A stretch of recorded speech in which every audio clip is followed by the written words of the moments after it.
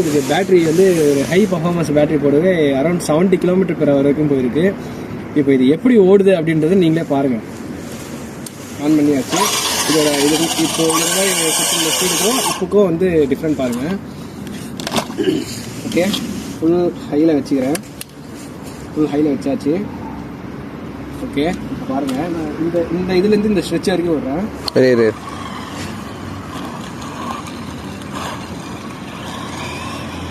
முன்னாடி வந்து அப்போ தான் இது கார் மட்டும் கவர் பண்ண தெரியும்.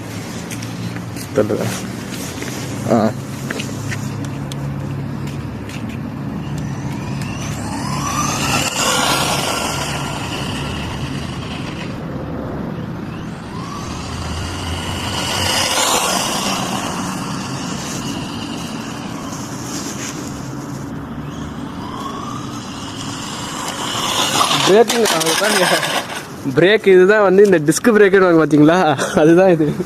எப்படி அடிச்சு பார்த்தியா பிரேக்கு?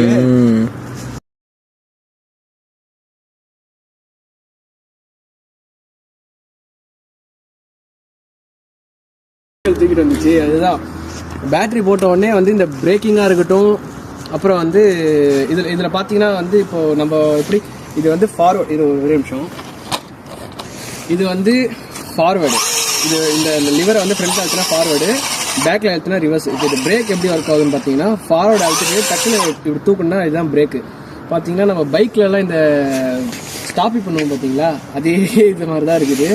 இப்போ ஃபுல் ஸ்பீடாக வந்துட்டு டக்குன்னு பிரேக்கு ஃபுல்லாக அழுத்திட்டோம் அப்படின்னீங்கன்னா ஆட்டோமேட்டிக்காக வந்து ஸ்டாப்பி மாதிரி அப்படி வீலிங் ஆகிட்டு கண்ட்ரோல் இல்லாமல் அப்படியே தலைகளை தேய்ச்சிக்கிட்டுலாம் போகுது. அந்த அளவுக்கு இப்போ நீங்கள் இந்த வீடியோவில் பார்த்துருப்பீங்க எந்த அளவுக்கு பர்ஃபார்மன்ஸ் பயங்கரமாக இருக்குன்னு சொல்லிட்டு. இப்போது நான் ஆக்சுவலாக வந்து இன்னொரு கார் ஒன்று வாங்கியிருக்கேன், ப்ளூ கலரு ஜீப் மாடல். அது வந்து 55 km/h போகுது அந்த காரு. அது இந்த மாதிரிலாம் வந்து ஹெவியாலாம் போட்டு அடிக்கலாம் முடியாது. ஏன்னா அது ஃபுல் வந்து ஒரு கிரேட் பிளாஸ்டிக்கில் கொடுத்துருக்காங்க. கண்ணாடிலாம் கொடுத்து பயங்கரமாக லைட் செட்டிங்லாம் கொடுத்து அது வேறு மாதிரி இருக்குது. இது வந்து மான்ஸ்டர் ட்ரக், இது வந்து ஆஃப் ரோடுக்குன்னு சொல்லிட்டு யூஸ் பண்ணிக்கலாம்.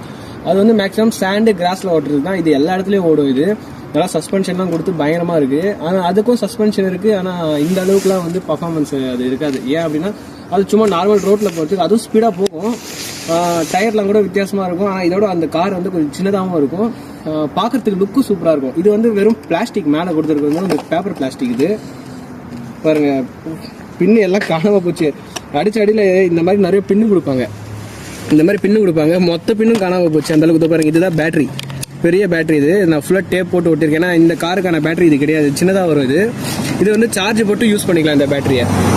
இது வந்து சார்ஜ் போட்டு